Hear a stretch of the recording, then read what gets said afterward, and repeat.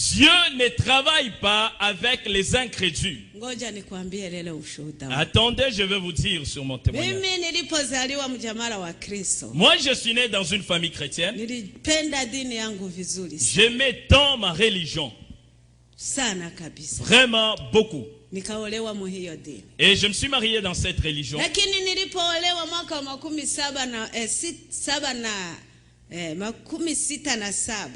Ok, je me suis marié en 1967. Et je croyais vraiment que je suis chrétienne et je vais au ciel. Et chaque jour, je me réveillais et j'allais à l'église. Et je me promenais chaque jour avec mon chapelet et vraiment j'étais pleine de moi-même.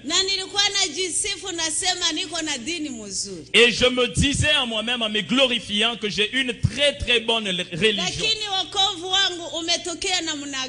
Mais seulement mon salut, comment est-il venu? Et un jour, alors que je me reposais dans ma maison, je m'assoupissais là dans ma maison. J'ai eu un sommeil. J'ai entendu quelqu'un cogner à ma porte. Maman Domitila, fais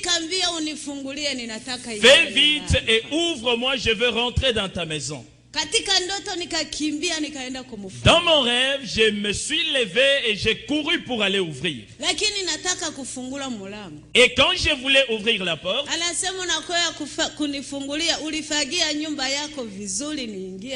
il m'a dit ceci: tu viens m'ouvrir, est-ce que tu as préalablement nettoyé ta maison pour que j'y entre? Et je me suis retourné pour regarder dans ma maison. Et il y avait beaucoup de saleté dans ma maison. Il n'y avait même pas un endroit où je pouvais m'asseoir. Alors je lui ai dit, bien-aimé, je ne peux pas te mentir, ma maison est très sale. Et il m'a dit, comme ta maison est très sale, je ne peux pas y entrer. Et je rentre. Mais seulement j'avais quelque chose à te dire. Va chercher la Bible. Tu vas lire dans 1 Pierre 4 de 3 jusqu'au 7.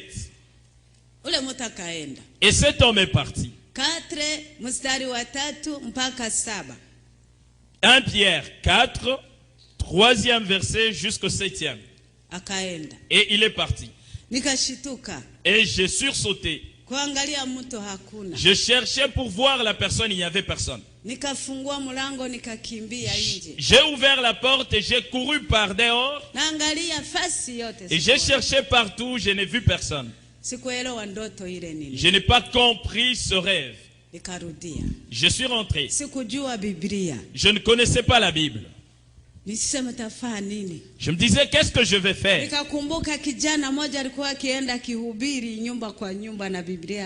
Je me rappelais d'un garçon qui allait prêcher de maison en maison avec sa Bible. Comme je me suis rappelé que cet homme avait la Bible, je suis allé vers le garçon.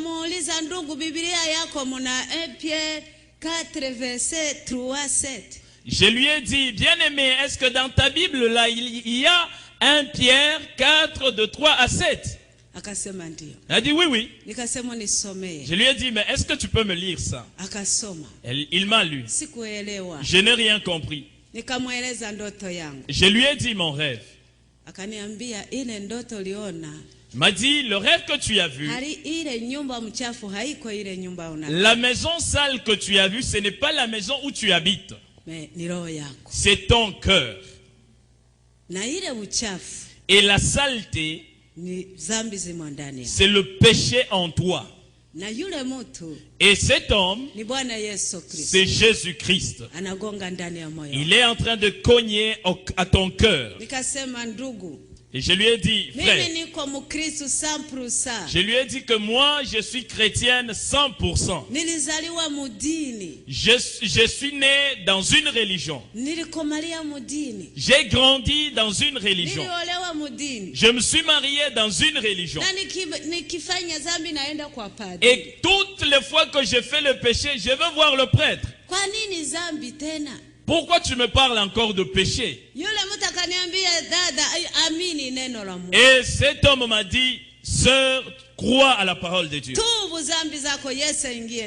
Confesse ton péché et Jésus rentre en toi. Je me suis fâché, je suis rentré chez moi. Et mais seulement Dieu me cherchait. Ce n'est pas moi qui avais cherché Dieu. Dieu me cherchait. Arrivé à la maison, je voulais juste chasser ces pensées-là. Mais Dieu n'a pas voulu. Oh, j'ai manqué la paix. J'ai nettoyé ma maison. À partir du haut jusqu'en bas, j'ai nettoyé les choses de la maison pour que ma maison soit propre. Dieu n'a pas besoin de ta maison. Dieu n'a besoin d'aucune autre chose que ton cœur.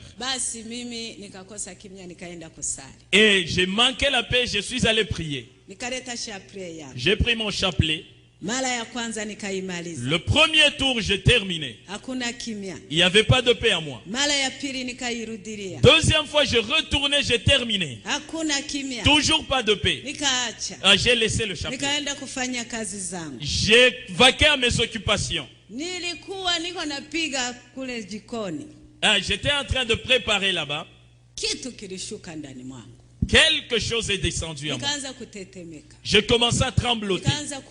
Je commençais à pleurer. Je commençais à prier comme jamais auparavant. J'ai reçu la puissance du Saint-Esprit.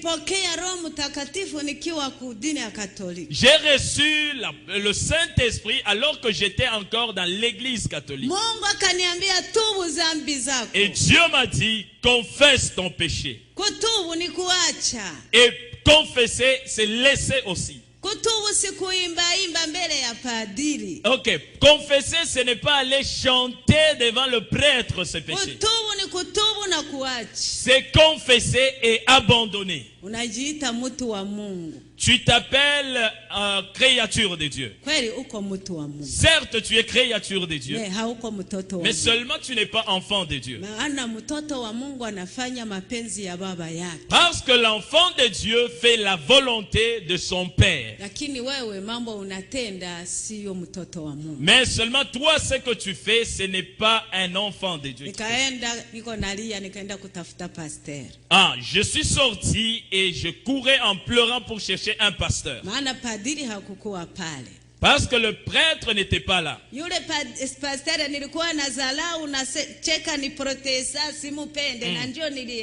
Et alors je suis allé voir un pasteur, c'est lui que j'ai critiqué. Je disais que c'est un protestant, celui-là, je l'ai méprisé. Et c'est vers lui que je suis allé. Je lui ai dit mon rêve. J'ai confessé mon péché. Et après, il a prié pour moi. Et je suis rentré avec joie dans mon cœur. Je suis resté dans la mouvance du Saint-Esprit. Et mon mari est toujours catholique à l'église catholique. Et la nouvelle est arrivée juste à l'église catholique, comme quoi elle a reçu le Saint-Esprit. Et elle ne prie plus Marie. Elle a jeté son chapelet. Et elle n'est plus dans la bonne voie. On m'a appelé. On est parti avec mon mari. On m'a demandé qu'est-ce qui t'est arrivé. Je leur ai dit, j'ai reçu le Saint-Esprit. Et Dieu me conduit dans la prière. On m'a dit, mais pourquoi tu as abandonné la prière de Marie et le chapelet? Je leur ai dit, maintenant j'ai pris selon que le Saint-Esprit me conduit. Et on m'a dit, là ce n'est pas le Saint-Esprit. Là c'est un mauvais esprit que tu as accueilli. À genoux, on va prier pour toi. Et puis on va te donner de l'eau bénite. Et cet esprit-là va sortir. Je leur ai dit, moi je ne suis pas possédé. Je n'ai même pas besoin de cette eau bénite. Parce que celui qui est en moi, il est plus grand que cette eau. Alléluia. Amen. On m'a dit, on m'a chassé. Wende. Sors. On a dit à mon mari, rentre avec ta folle, elle est devenue folle. Je leur ai dit que Dieu vous bénisse. Quand j'étais au milieu de vous avec mon péché, vous m'avez trouvé comme vivant. Voilà qu'il y a quelque chose qui a changé en moi. Vous avez trouvé que je suis folle. Que Dieu vous bénisse. Je suis allé dans une église pentecôtiste. On m'a vraiment accueilli. Le pasteur a prié pour moi. Il m'a conduit comment marcher dans le Saint-Esprit. Après 3 mois. 3 mois après, et il m'a parlé du baptême dans l'eau par immersion. Je lui ai dit non. Non, moi on m'a déjà baptisé. Dans l'eau, en esprit. On ne peut plus me baptiser une seconde. Et dans mon église, on nous prêchait. Si tu te fais baptiser une seconde fois, tu prends 2 croix. J'ai dit, mais ces 2 croix-là, comment je vais les porter? Et j'ai refusé. On m'a chassé. Je suis rentré dans ma maison. Un problème est rentré. Là, mon mari était catholique. Mon témoignage est trop grand, je sais. Mais seulement je veux vous dire comment j'étais morte. Et après quelque temps, mon mari aussi est sauvé.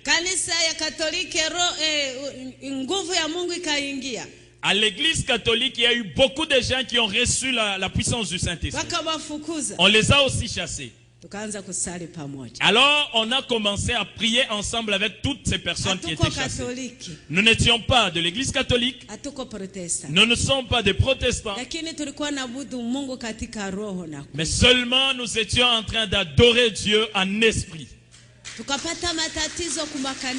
On a eu beaucoup de problèmes avec les églises. On est allé prier. On demandait à Dieu, dis-nous ce que nous devons faire. Alors on demandait à Dieu, Seigneur, est-ce que ce qu'on a reçu, c'est réellement un esprit qui vient de toi? Mais pourquoi on a beaucoup de problèmes à cause de ça? Dis-nous si ce n'est pas le Saint-Esprit pour qu'on rentre à l'église catholique. Ou bien si être baptisé pour une seconde fois, ce n'est pas un péché, pour qu'on aille. On est allé prier. Nous étions nombreux. Une semaine durant. Dieu ne nous a rien dit. On ne mangeait rien et on ne buvait pas. Et nous avons perduré là-bas. Il y a d'autres personnes qui sont fatiguées qui sont rentrées. Et nous sommes restés à 12. Et il y avait 7 hommes. 8 hommes plutôt. Et 4 femmes. Et nous sommes allés en brousse. Nous nous sommes dit on ne va pas manger. Nous n'allons pas boire. Et nous n'allons pas rentrer à la maison. Jusqu'à ce que Dieu nous dira ce que nous devons faire. Nous sommes rentrés. Le premier jour, le deuxième jour, le troisième jour, nous étions en prière. Moi, je n'étais pas malade. Là, on était à genoux. J'ai vu 2 personnes venir. Oh, des merveilleuses personnes. Ils avaient une joie éclatante. Ils avaient un amour qui pouvait les sentir. Ils étaient très beaux. Ils n'étaient pas des blancs. Ils n'étaient pas des noirs. Ils avaient un visage exceptionnel. Ils sont venus là où j'étais à genoux. Ils m'ont dit, lève-toi, partons. Moi, je voulais vraiment partir avec eux. Parce que j'avais vu des gens qui étaient particuliers. Alors que je voulais me lever, je sentais que je pesais beaucoup, je ne pouvais pas. Juste à cet instant-là, je leur ai dit, moi je pèse beaucoup, je ne... Mais j'essaye de me relever, je ne parvenais pas. On m'a dit, attends un peu. J'ai vu comme si j'étais habillé d'un manteau lourd. Et tout d'un coup, j'ai vu comme on m'a enlevé ce manteau-là, on l'a laissé. Et quand ce manteau est tombé, je me suis senti très légère. Et tout d'un coup, on a commencé à partir avec eux. Je n'ai pas su que j'étais morte. J'ai vu simplement que j'ai laissé un manteau là. Alors que ce corps, c'est comme un habit. Et quand il est tombé par terre, nous sommes partis. Mes amis ont vu que j'étais tombé et je suis morte. Mais moi j'ai vu comme j'ai enlevé comme un habit, j'ai laissé et je partais avec ces gens. Et alors qu'on était en chemin, je me regardais. Je regardais, j'avais un très très beau corps qui ressemblait vraiment au corps des gens qui m'escortaient. Alors je leur ai dit, mais bien aimé, donc il y a d'autres corps si merveilleux que ça. Oh, j'étais toute contente. Et ces gens m'ont dit, mais comment tu es étonné de ton corps? Tu ne lis jamais la Bible. Je leur ai dit, moi je ne sais pas lire la Bible. Ils m'ont dit, tu dis vrai. Celui qui ne lit pas la Bible, il ne peut pas connaître les choses d'en haut. Mais seulement si tu lisais la Bible chaque jour, certainement tu serais déjà en connaissance de livre de 1 Corinthiens, 15e chapitre, 40e verset. Tu saurais déjà qu'il y a un corps glorieux céleste et un corps terrestre. J'aimerais que tu lises toi-même ta Bible parce qu'on n'a pas assez de temps. Et j'ai vu qu'on est parti. La première chose qui m'avait émerveillé, c'était mon corps, comment il était transformé. La deuxième chose, je ne me voyais pas comme un mort. J'avais toute ma conscience et mon intelligence. J'ai parlé avec ces gens-là. Ils me posaient des questions et je répondais. Moi, je posais de même des questions, ils me répondaient. Et je savais qu'on a quitté un endroit et on allait vers un autre endroit. J'aimerais te dire, si tu es chrétien, vraiment chrétien, ne crains pas la mort. La mort, ce n'est pas comme la mort, c'est juste un changement. C'est juste laisser ce corps et habiller le corps de gloire. Amen. Amen. Et après cette vie, il y a une très belle vie. Amen. Pour recevoir cette vie, il faut agir sur cette terre. C'est commencer ici. Et j'ai vu comment amener. Oh, on m'a amené dans un pays. Oh, c'était très très beau pays. Oh, je ne sais pas comment te l'expliquer. Quand j'ai regardé, j'étais toute étonnée.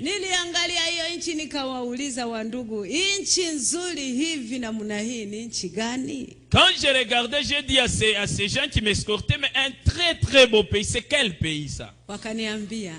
Ils m'ont dit, le pays que tu vois, c'est ce qu'on vous parle chaque jour, le ciel c'est ici. Bien aimé, la Bible c'est la parole de Dieu. Que tu crois ou non, la Bible, c'est la parole de Dieu. Et le ciel existe. Le royaume de Dieu existe. Et un jour, nous irons là-bas. Nous pouvons acclamer pour la gloire. Oh, j'ai vu des choses merveilleuses. Et quand j'ai regardé, j'étais étonné. J'ai regardé ce pays-là, ça n'avait pas de fin. Je regardais les maisons construites, je ne pouvais pas comprendre comment. Je leur ai dit, ici aussi il y a des maisons comme chez nous.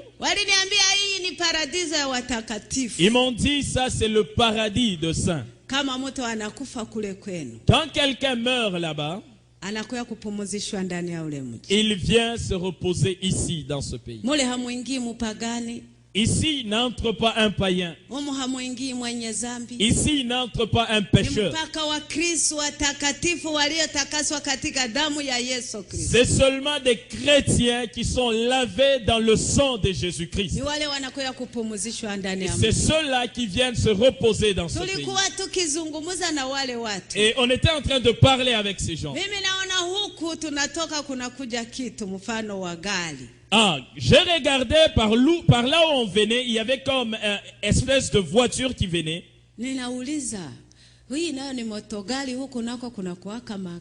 J'ai regardé, j'ai posé la question, j'ai dit, ah mon Dieu, ici aussi il y a une voiture. On m'a dit, non, ça ce n'est pas une voiture. Ça c'est le char. C'est le char qui avait pris Élie, qui avait pris Enoch. C'est ce char qui va prendre les gens de Dieu, les hommes de Dieu qui meurent là sur la terre. Seulement ça ne prend pas des païens. Ça ne peut pas amener ici un pécheur. C'est seulement un chrétien saint. Je leur ai dit, moi aussi je suis chrétien. On m'a déjà baptisé. J'ai dit, mais pourquoi vous ne m'avez pas amené ici avec ce char là?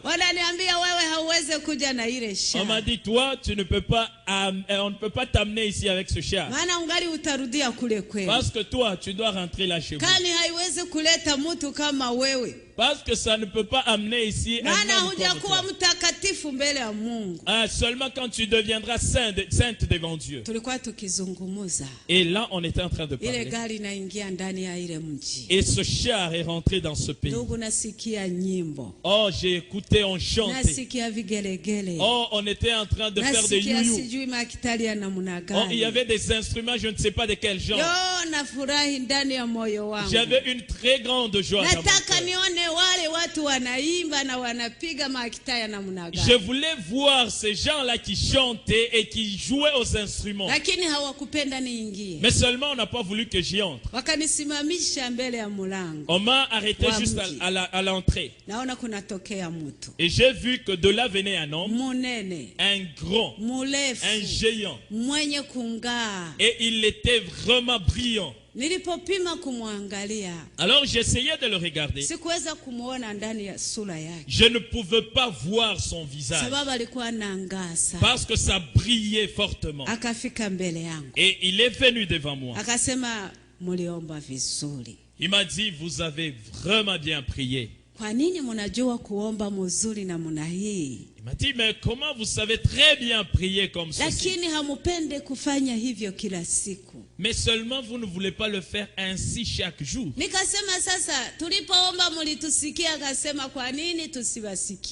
Et alors j'ai dit, donc quand on priait là, vous nous écoutez? Il dit, mais pourquoi pas? Et j'ai dit, mais moi je crois que Dieu est très loin. Il m'a dit, non, Dieu n'est pas loin de ses enfants.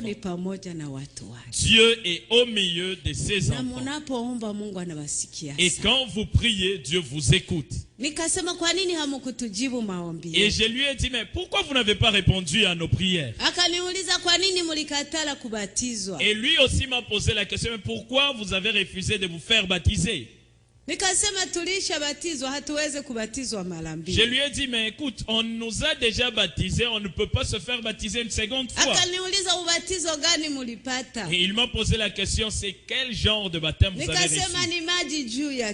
J'ai dit, on nous a versé juste de l'eau sur la tête. Mais c'était seulement au nom du Père, du Fils et du Saint-Esprit.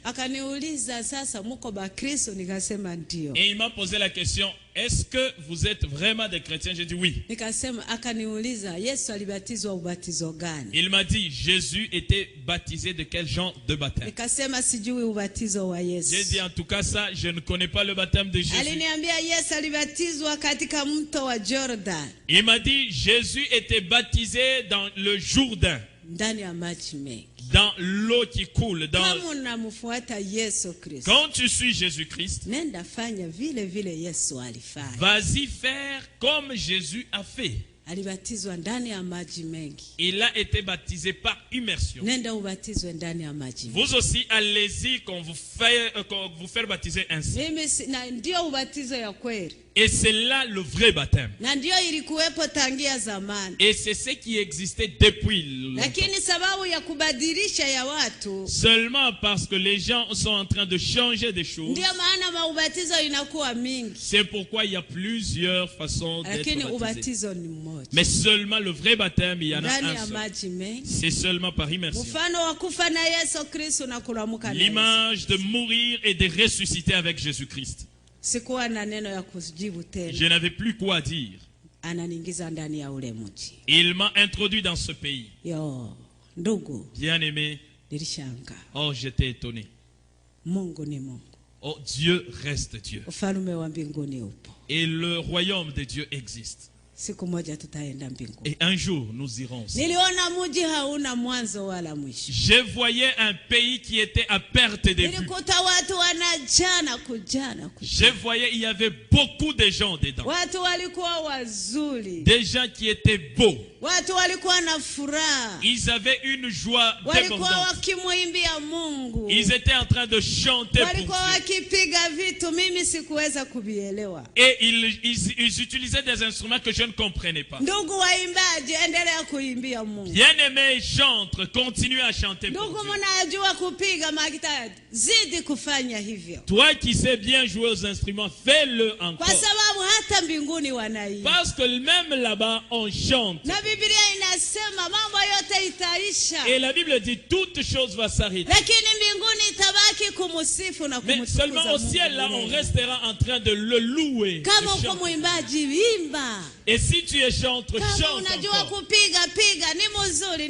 Si tu sais jouer aux instruments, fais-le, c'est bien, c'est louer Dieu. Il m'a dit, regarde les saints. Les gens qui étaient morts chez vous. Et vous pleurez là-bas, vous disiez qu'ils sont morts. Mais regarde là où ils sont en repos. Regarde la joie qu'ils ont. Regarde comment ils brillent. Et il m'a dit, D'ailleurs, jusque-là, ils n'ont pas encore connu le grand éclat. Ils n'ont pas encore connu la grande joie. Parce qu'ils n'ont pas encore vu le Seigneur. Et le jour qu'ils le verront, ils seront encore plus beaux que maintenant. Oh, j'étais toute contente. Bien-aimé. Oh, le ciel existe. Allons-y au ciel. Amen, amen. Amen. Yo. Bien-aimé. Il m'a dit, regarde là où ils sont en repos. Et un jour, ils quitteront cet endroit. Ils iront maintenant dans la nouvelle Jérusalem. Et là, ils seront encore plus éclatants qu'ici. Et j'ai vu, on m'a enlevé de là. Mais viens, on va te montrer la nouvelle Jérusalem. Bien aimé, j'étais tout étonné. J'ai regardé le pays. C'était comme des vitres qui brillaient à mes yeux. Et je voulais regarder, mais je ne pouvais rien comprendre. Et dans ce pays, il y avait une rivière. C'est une rivière qui arpentait le... Et l'eau était toute éclatante. Je n'ai pas traversé cette rivière. J'ai vu simplement que je suis rentré dans ce pays. J'ai regardé. J'ai vu, c'est comme quelque part où on a étalé de l'or pur. Et partout il y avait de l'or. Partout il y avait de l'or. J'ai dit, bon, je vais essayer quand même de marcher là-bas. J'ai dit, bon, j'essaie de marcher pour voir si je vais marcher comme on marche sur la terre. Mais seulement je n'ai pas pu. C'était en train de vaciller. On m'a dit, toi tu ne peux pas marcher dans ce pays. Parce que personne n'y est déjà entré. Là c'est l'endroit que Dieu a préparé pour les saints.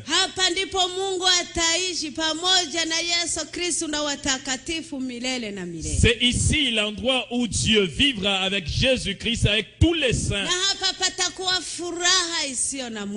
Et il y aura une joie sans fin. Amen. Alléluia. Amen. Et on nous a déjà préparé un bon endroit. La Bible, c'est la parole de Dieu. Un jour, tu verras ça.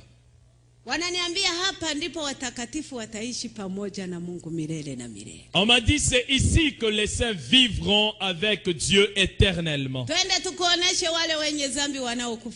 Ils m'ont dit viens, on va te montrer où sont les pécheurs qui meurent là sur la terre. J'ai vu un endroit, il y avait comme un grand trou.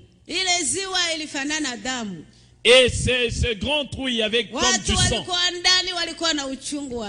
Et les gens qui étaient dedans, ils exprimaient une grande douleur.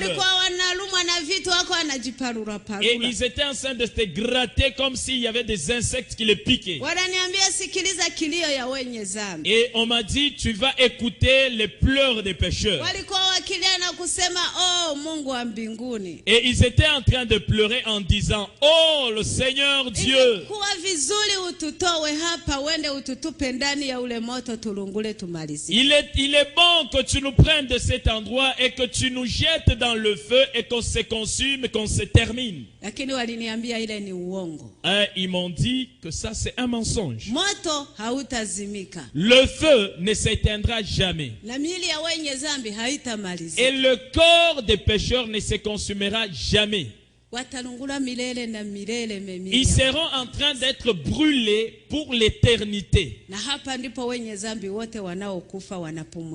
Et ils m'ont dit, maintenant, c'est ici que tous les pécheurs, quand ils meurent sur la terre, ils viennent attendre.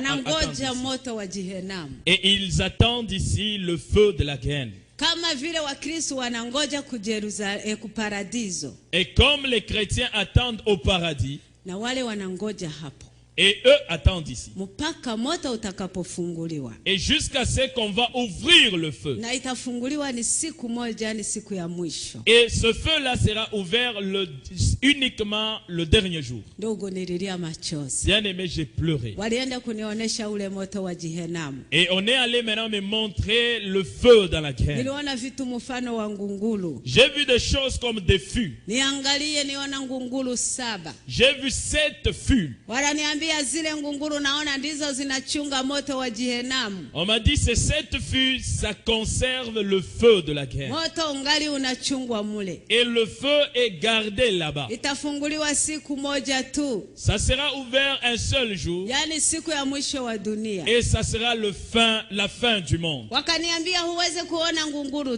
On m'a dit, tu ne vas pas simplement voir ces fûts. Et maintenant, tu vas écouter ce qui est gardé dedans. J'ai vu, ils ont pris quelque chose qu'ils ont jeté dedans. Et il y a eu comme un grand bruit. Ce feu-là s'est déchaîné. Ça produit un grand bruit, plus que le bruit de tonnerre. Et j'ai fui. Et je courais vers ces gens qui m'escortaient et eux fuyaient aussi. Et je fuyais vers eux, ils m'évitaient. Et j'ai couru, je suis allé tomber quelque part. Et quand je suis tombé là moi-même dans mes pensées, je croyais que j'étais déjà dans le feu là. Et ils sont venus, ils m'ont relevé.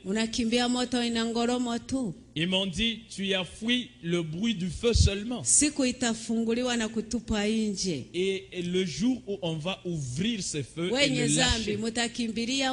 Et les pécheurs, où est-ce que vous allez fuir? On vous prêche chaque jour.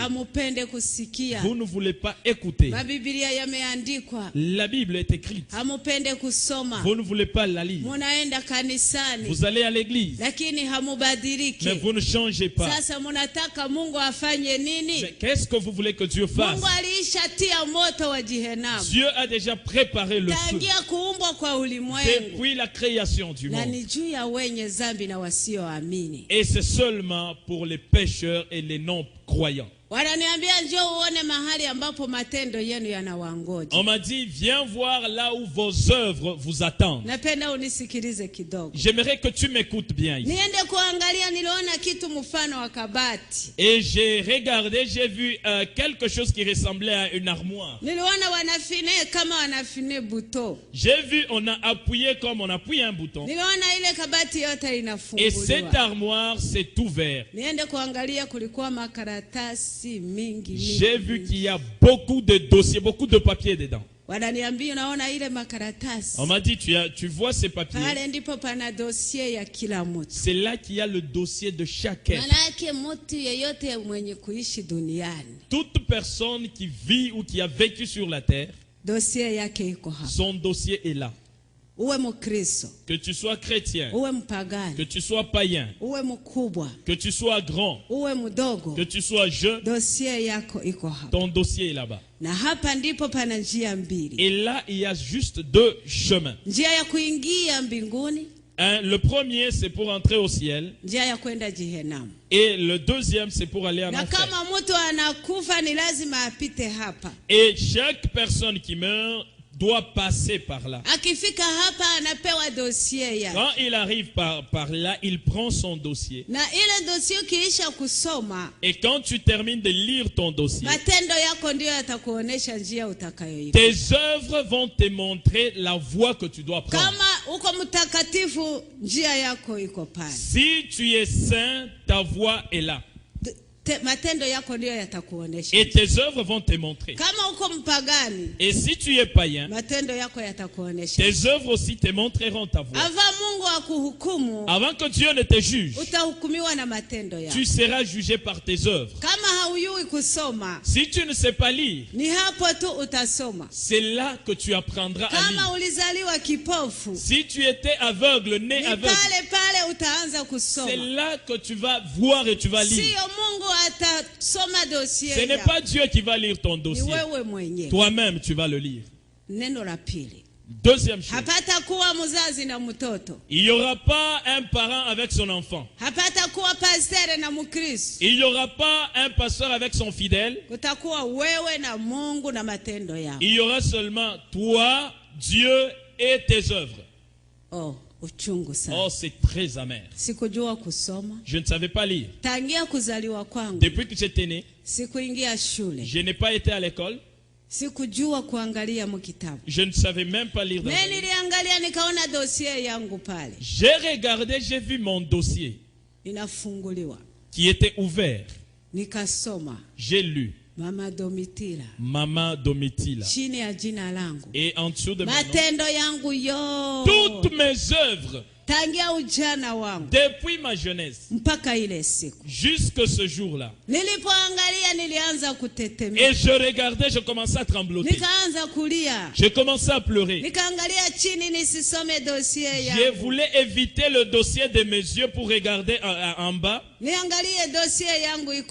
je regardais en bas, le dossier était encore là.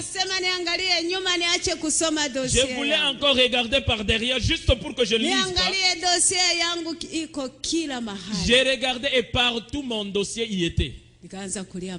J'ai commencé à pleurer amèrement. Qu'est-ce que je dois faire? Et regarde mon péché, mes péchés sont déjà écrits. Qu'est-ce que je dois faire pour que je reçoive le pardon? On m'a dit, attends un peu.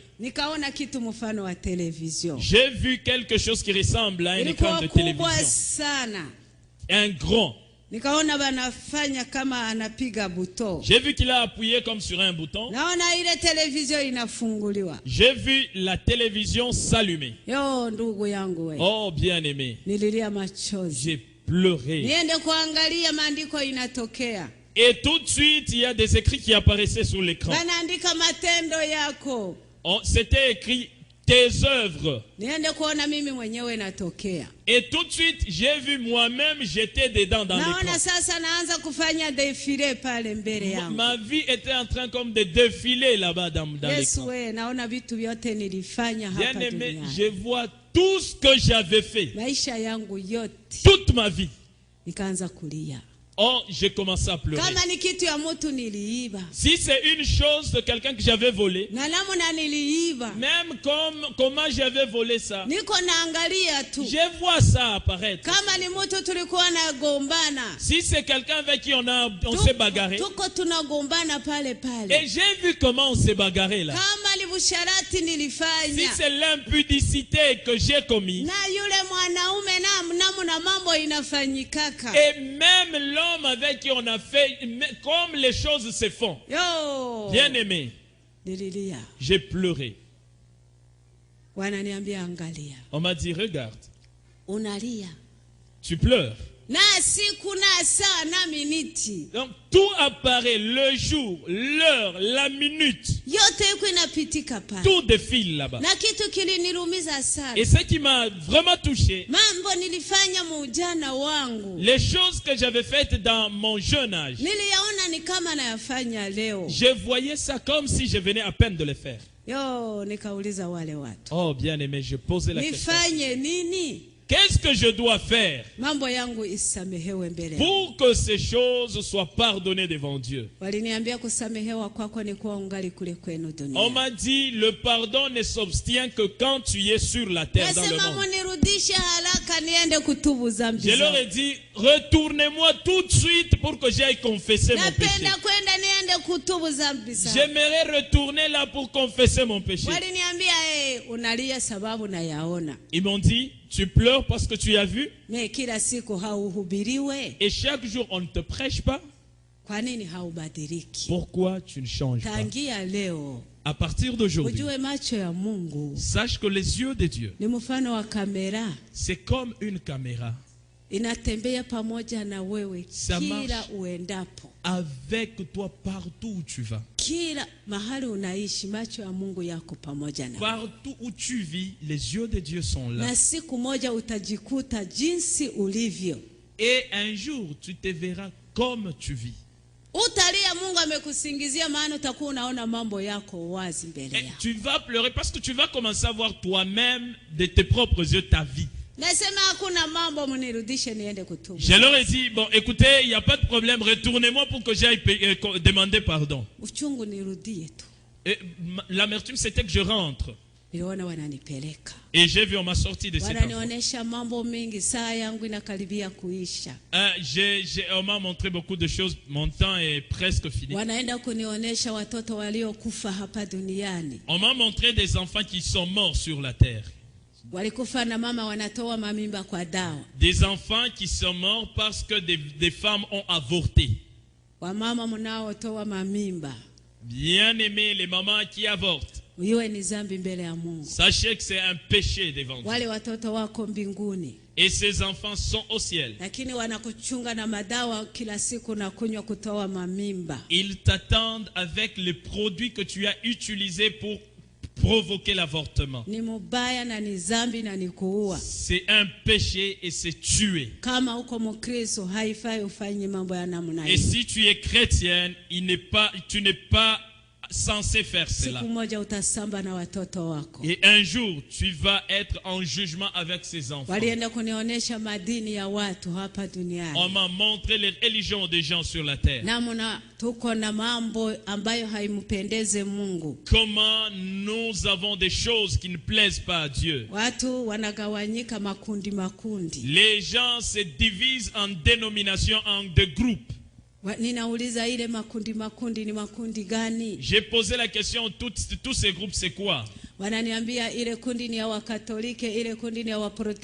m'a dit ça c'est les catholiques, ça les protestants. Mais pourquoi ils sont divisés en groupes? Et on m'a dit, mais c'est ce que vous dites là chez vous sur la terre. Vous dites, nous sommes des anglicans, nous sommes des pentecôtistes, nous sommes ceci. J'ai dit, mais est-ce que ça c'est aussi un péché? Ils m'ont dit, ce n'était pas un péché. Mais seulement il y a un péché en eux. Ils n'ont pas l'entente. Ils n'ont pas l'amour. Ils aiment plus leur dénomination. Et ceux-ci aiment aussi leur dénomination. Et ça ne plaît pas à Dieu. Parce que s'il n'y a pas l'amour, il n'y a pas aller au ciel. Il faut qu'on soit unis. Il faut qu'on ait l'entente. Et qu'il y ait l'amour. Les catholiques avaient leurs affaires. Ils avaient beaucoup de choses, je n'ai pas le temps de vous en parler. Seulement ils avaient beaucoup de fardeaux qui pesaient. Ils étaient en train de dormir dans la maison de Dieu comme des cadavres. Et j'ai posé la question, c'est quoi ça? On m'a dit, ceux-là, ce sont des ivrognes et des gens qui fument la cigarette. Je leur ai dit, mais ça aussi c'est un péché devant Dieu. On m'a dit, tout ce qui peut détruire le corps d'un homme, c'est un péché devant Dieu. Un homme de Dieu ne peut pas boire, s'enivrer, fumer, pour détruire le corps. Quand tu tues ton corps, Dieu n'est pas content. Je leur ai dit, mais la vraie religion c'est quoi? On m'a dit, la religion c'est quoi? J'ai dit, mais c'est suivre Dieu. On m'a dit non. Suivre Dieu, c'est suivre la parole de Dieu. Et nous, ici, on ne connaît pas vos religions. C'est pourquoi, quand on vous dit abandonnez telle chose, vous dites non, ma religion ne m'interdit pas ça.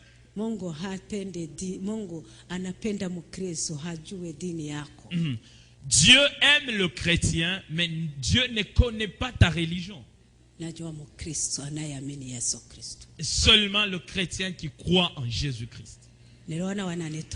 J'ai vu, on m'a sorti cette on m'a montré beaucoup de choses. On m'a montré le groupe de pasteurs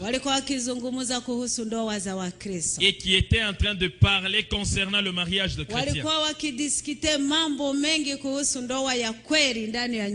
Ils étaient en train de discuter sur le problème de mariage à l'église. Bon, c'est quoi le vrai mariage et c'est quoi le faux mariage? Et ces pasteurs étaient en train de parler concernant le mariage. Mais seulement c'est lui qui m'a dit. Toutes ces discussions, pourquoi? Le mariage est unique. Mais pourquoi toutes ces discussions? Dieu a créé l'homme et la femme. Ile mambo ya divorce ya mambo mingi ya kujiuliza ni mariage ya mzuri mariage ni ya nini? Ces affaires là de divorce, c'est poser des questions, le vrai mariage c'est quoi? Haina na maana, ndoa ni moja tu. Ça n'a aucune importance, le mariage est unique. Wazungumuze mambo mengi ndoa ni moja tu. Qu'il parle de beaucoup de choses, mais le mariage reste unique. Pour terminer, parce que mon temps est très court, si tu veux bien écouter tout, tu vas prendre le livre. On m'a montré maintenant ici sur la terre. J'ai regardé ces ténèbres. J'ai regardé dans ces ténèbres, il y avait des choses qui se promenaient comme des porcs. Ça mangeait des histoires sales. Et ça marchait dans la boue. Il m'a posé la question, c'est quoi? Je leur ai dit, bon là ce sont des porcs que nous élevons chez nous. Ils m'ont dit, non, ce ne sont pas des porcs. Ce sont des hommes, des gens que tu as laissés sur la terre. Mais ils ne sont pas chrétiens. Ce sont des païens et des pécheurs. Un pécheur, un païen, que tu manges bien, que tu t'habilles chiquement. Si tu n'as pas confessé ton péché devant Dieu, c'est comme un porc qui est en train de te souiller dans la saleté. Devant Dieu, un pécheur n'est pas respectable. Un païen, son nom n'est même pas connu au ciel. Que tu sois riche comme n'importe qui, si tu n'as pas Jésus, oh, c'est vraiment dommage pour toi. J'ai vu, on m'a montré quelque chose. Il y avait comme la peau d'un bœuf qui était jeté là. On m'a dit, c'est quoi ça? J'ai dit, mais là, c'est la peau d'une vache qu'on a jetée.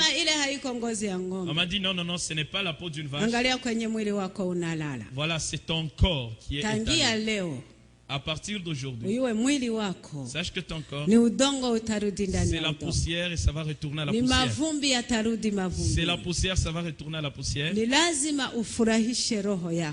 Il est très important que tu puisses réjouir ton âme, ton cœur, et au lieu de réjouir seulement ton corps.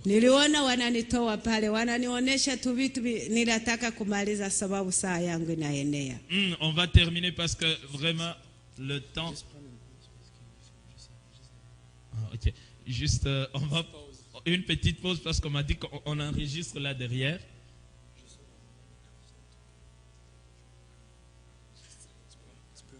Dis-lui qu'elle peut reprendre où est-ce qu'elle était.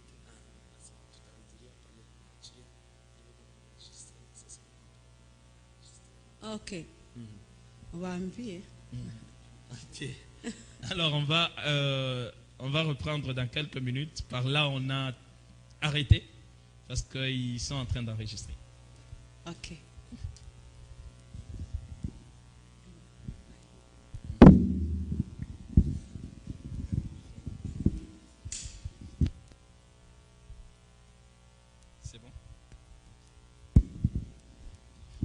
Amen. Amen. Msiogope namaliza. Ah, ne craignez pas, j'ai terminé. Msiogope, saa zingine saa yenu imeenea. Peut-être votre temps c'est déjà. Sasa ni pale mimi nikaona bananionyesha mwile giza mulikuwa matala kidogo kidogo sawa vile unaona hapa. Quand j'ai regardé dans ces ténèbres qui étaient au fait la terre, j'ai vu qu'il y avait des petites lumières qui brillaient. Mimi nikauliza ile matala kidogo kidogo inawaka ndani ya giza. J'ai posé la question. Alors ces petites lumières là qui brillent dans ces ténèbres, c'est quoi? Wananiambia ile unaona matala kidogo kidogo yanaangaza ndani ya giza ni Wakristo wanaishi duniani. Ils m'ont dit, les petites lumières que tu vois dans ces ténèbres, ce sont les chrétiens qui vivent dans le monde.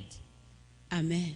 Amen. Mkristo mahali ulipo, chrétien ou chrétienne là où tu es, Mungu anakuona kama nuru inaangaza ndani ya giza. Dieu te voit comme la lumière qui brille dans les ténèbres. Wakati tunaomba Mungu, quand nous prions Dieu, ndani ya kweli, dans la vérité, katika uhaki, dans la vérité, Mungu anatuona kama nuru inaangaza ndani ya giza. Dieu nous voit comme la lumière qui éclaire dans les ténèbres. Akaniambia Mkristo mahali alipo, et il m'a dit, le chrétien là où il est, Mungu anamuona kama nuru, kama Dieu le voit comme la lumière, comme une lampe. Hata ukue nyuma ya mwingine, même si tu es derrière quelqu'un, hata ukue katika nyumba haina taa, même si tu habites une maison non éclairée, lakini uko ndani ya Yesu, mais tu vis en Jésus-Christ, Mungu anakuona mtu wa heshima. Dieu te voit un homme respectable. Hallelujah. Amen.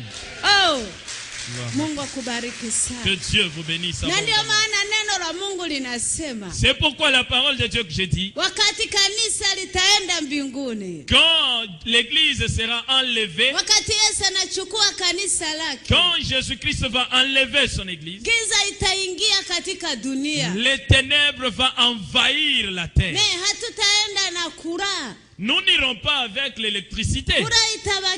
L'électricité va rester. Mais la Bible dit qu'il y aura des ténèbres.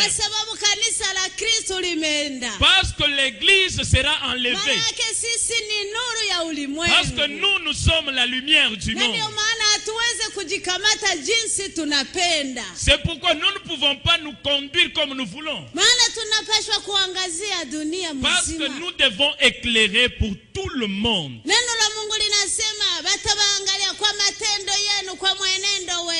Dieu, et la parole de Dieu dit, on va vous observer par votre vie, votre comportement. C'est pourquoi nous ne pouvons pas nous mélanger aux païens. C'est pourquoi nous ne pouvons pas suivre comment les païens marchent.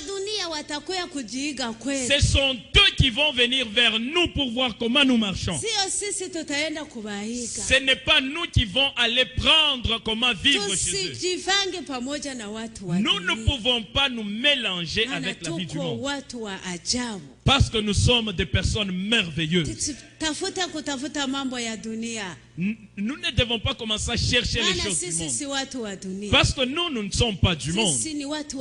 Nous sommes les gens de Dieu. La Bible dit que nous, notre bonheur c'est au ciel. Après ces choses, il m'a dit, je vais te dire deux choses. J'ai vu un grand livre. C'était très grand. On m'a dit, tu vois ce livre? C'est là qu'est écrit les noms des saints. La personne dont le nom ne se retrouvera pas là-bas ne peut pas entrer dans le royaume de Dieu. Et le nom rentre là-bas le jour que tu crois au Seigneur Jésus. Si ton nom n'est pas là, tu ne peux pas rentrer dans le royaume de Dieu. La Bible, c'est la parole de Dieu. On m'a montré beaucoup de choses. Je ne peux pas continuer. Mais la personne grande, et m'a dit, je te dis aujourd'hui comme tu vas rentrer. Wende uambie batu. Va dire aux gens. Usiongeze mambo uliona. N'augmente pas à ce que tu as vu. Usipunguze. Ne diminue pas Sema ce que tu as vu. uliona. Mais dis exactement comme tu l'as vu. Neno ya pili ambia watu. Et deuxième chose que tu diras aux gens. Baada ya maisha mko nayo kule. Après la vie que nous avons ici, Kuko maisha ingine mbinguni. il y a une autre vie au ciel. Maisha ya aina mbili. Et il y a deux sortes de vie. Maisha mzuri, La bonne vie maisha mbaya. et la mauvaise vie. Lakini kupata ile maisha mazuri, Et pour recevoir cette bonne vie, niko yatafuta ungali hapa dunia. c'est rechercher ça aussi longtemps que tu es sur la terre. Ukitaka kuishi maisha mzuri mbinguni, Si tu veux avoir une bonne vie là au ciel, tubu zambi zako. confesse ton péché. Amini Yesu Kristo. Crois en Jésus-Christ. Tembea katika mapenzi ya Mungu. Marche selon la volonté de Dieu. Usipopenda, Si tu ne veux pas, jehanamu inakungoja. la guerre t'attend.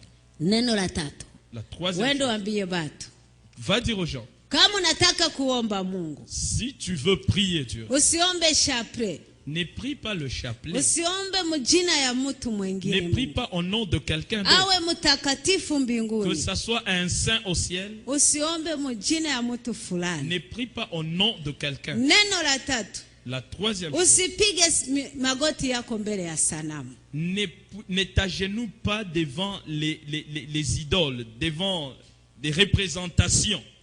Kama unataka kuomba Mungu, Quand tu veux prier, omba Mungu Baba katika jina la Yesu. demande à Dieu au nom de Jésus. Kama Yesu hakuna, Si Jésus n'y est pas, hakuna kitu. il n'y a rien. Uwe na vyote. Que tu aies tout. Ne, kama Yesu haiko katika maisha yako, Si Jésus n'est pas dans ta vie, maisha yako ni ya kipovre. oh, ta vie, c'est la vie des pauvres. Nikauliza mtu ule J'ai posé la question. munene mrefu, Celui qui était grand, géant. nikamuuliza wewe ni nani? Je lui ai dit, mais toi, c'est qui? Akaniuliza kwa nini unataka kunijua? Il m'a dit, mais pourquoi tu veux me connaître? Nikasema nataka kujua Mungu yuko wapi. Je lui ai dit, mais je veux connaître où est Dieu.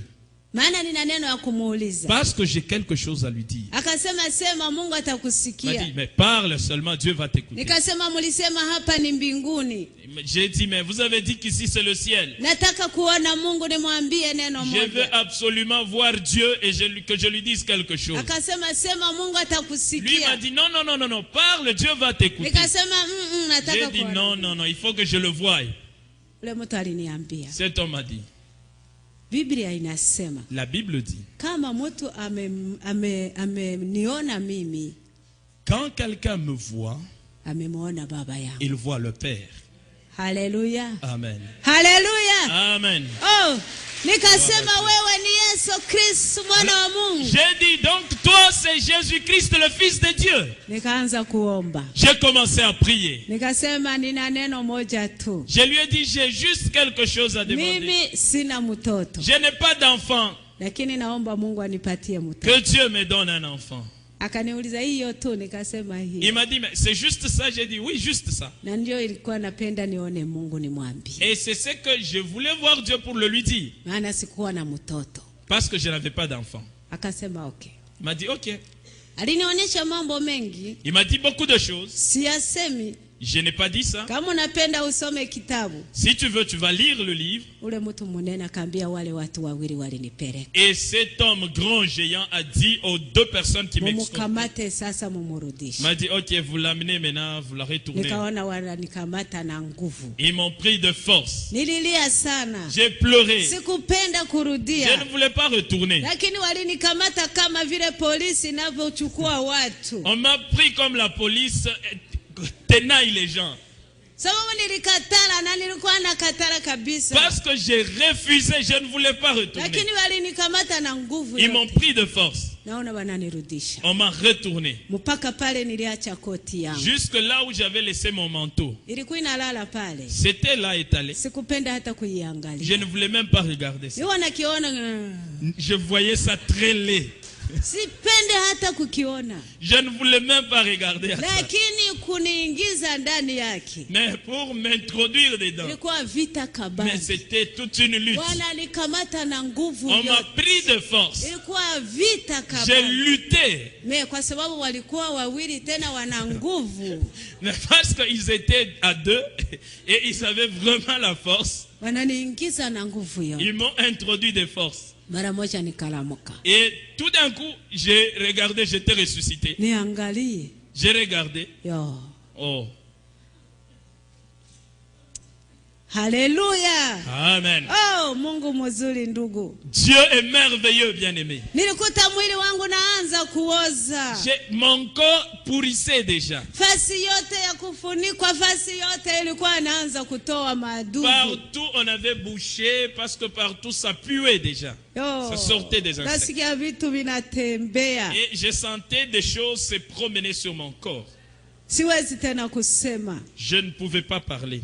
Nilikuwa naganga tu. J'étais en train de crier seulement. Mungu we. Mungu ni Mungu ndugu. Dieu reste Dieu. Kitu ya pili niliuzikisha. La deuxième chose qui m'avait... Niliona nalala ndani ya nyumba chini. J'ai vu que j'étais dans la maison étalée. Walishanifunika drap ya mweupe. On m'a déjà couvert d'un drap blanc. Watu walishanikimbia. Et les gens fuyaient déjà. Sababu mwili wangu naanza ninuka. Parce que le corps puait déjà. Watu wamekuwa pembeni kule nje. Et les gens étaient loin là à l'extérieur. Napiga kelele. Et j'ai crié. Kama vile nilikuwa niko na katala kuingia ndani ya mwili, niko nalia na nililamuka niko nalia. Ah, OK. Comme en revenant, j'étais en train en fait de lutter et j'ai crié pour ne pas revenir. Et quand je suis ressuscité avec ces cris-là. Et les gens ont écouté seulement, j'ai crié. J'ai pas vu ces gens-là. Et les gens venaient pour en pleurer.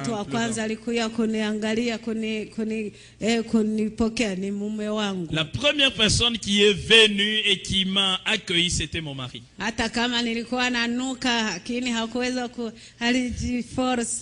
Même quand, comme j'ai pué, il ne pouvait pas me laisser, il s'est forcé, il est rentré. Il a montré vraiment un amour. Amen. Et je suis ressuscité. C'était un grand. Et j'ai dit, mais c'est quoi? On m'a dit, mais tu étais morte 4 jours durant. Je leur ai dit, mais pourquoi vous ne m'avez pas enterré? On était en train de prier. Oh, j'étais morte quand on était en brousse. On m'a sorti de là. On m'a retourné à la maison pour aller m'enterrer. Et pendant qu'il priait, Dieu a dit, ne l'enterrez pas. Laissez-le là. Je l'ai prise. Je vais la retourner. Et c'est pourquoi on ne m'a pas enterré. Oh, quand je me suis levé, c'était une grande lutte. Et toutes les 12 personnes avec qui on était en prière, on voulait les tuer. Oh, parce que vous avez tué quelqu'un en brousse là où vous étiez supposé aller prier et vous ne voulez pas l'enterrer. Et il commence à puer même. Et c'était une lutte. Et Dieu m'a retourné. Dieu connaît toutes choses qui se passent sur la terre. Et je suis resté 3 semaines. Et mon corps s'est reconstitué. J'ai pris la force.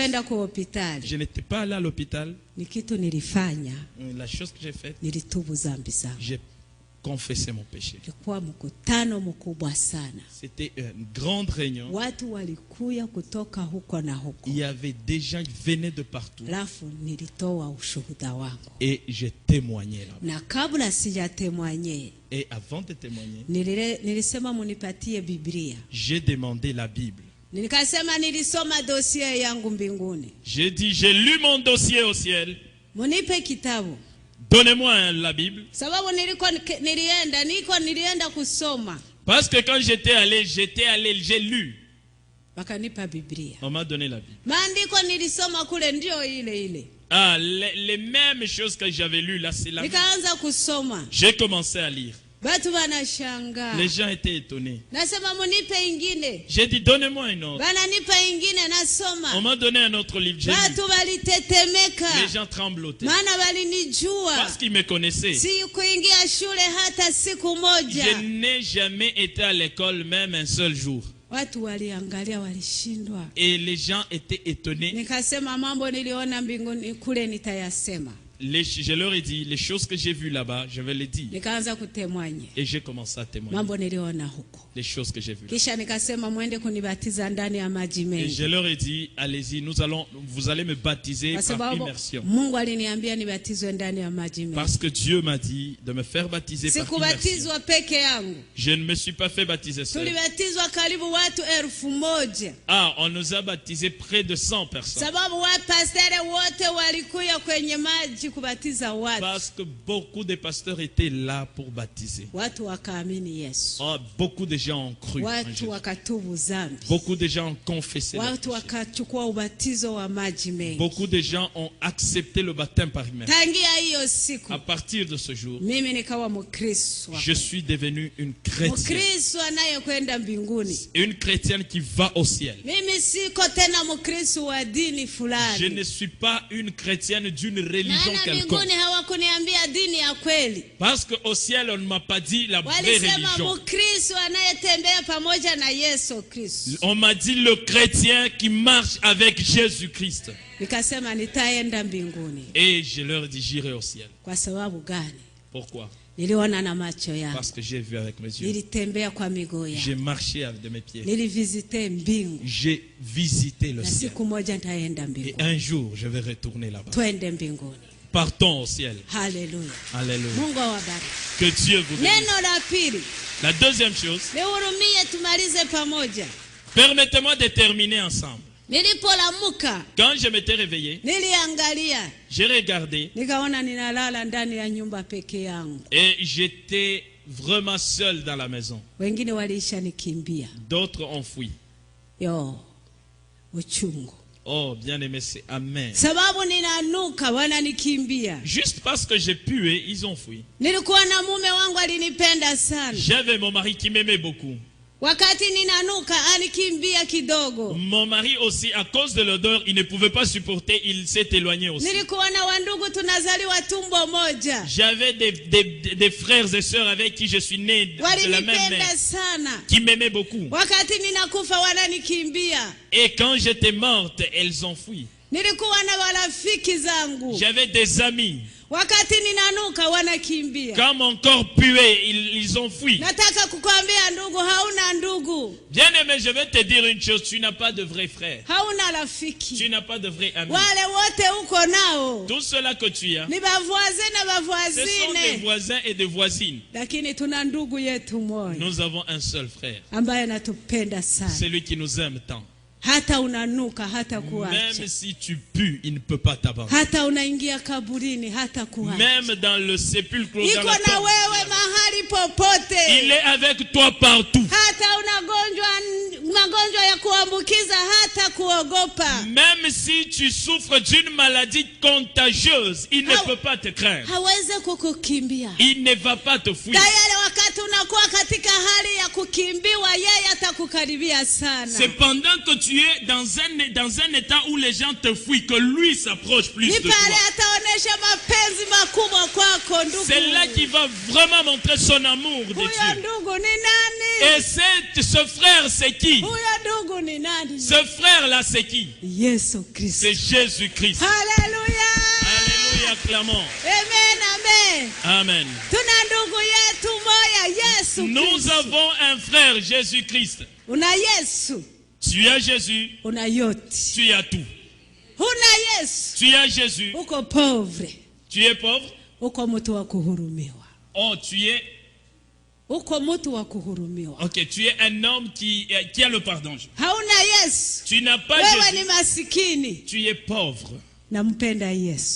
J'aime Jésus. et je continuerai à l'aimer. Je vais continuer à répandre ton amour. Et si tu étais là, tu ne le connaissais pas, je te demande de le connaître. La Bible dit que c'est lui le chemin, la vérité et la vie. Et si tu veux le voir, tu le verras. Le ciel existe. Le saint ira au ciel. Que Dieu vous bénisse.